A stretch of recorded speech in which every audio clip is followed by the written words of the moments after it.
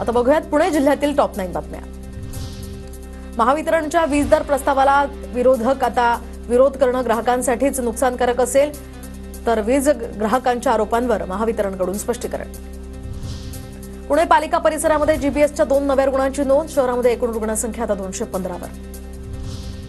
पुण्यातील Porsche car अपघात प्रकरणामध्ये पोर्शे कार प्रकारात बाल न्याय मंडळावर 2 नवीन सदस्यांची नियुक्ती, याआधी कारवाई करत 2 सदस्यांचं झालं होतं निलंबन। चालक मुलाला प्रौढ म्हणून खटला चालवण्याचा मार्ग मोकळा होण्याची यामुळे शक्यता।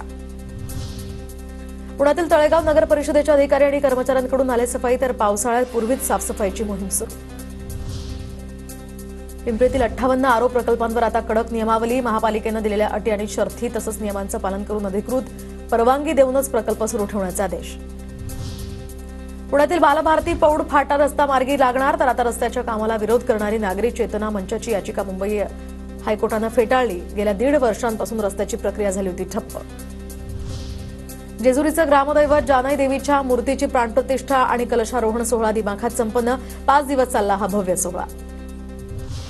पुण्यातील भोरच्या हिरडोशी गावातील श्री शिवमंदिराचा जीर्णोद्धार, प्राणप्रतिष्ठा आणि कलशारोहण सोहळा मोठ्या उत्साहात संपन्न।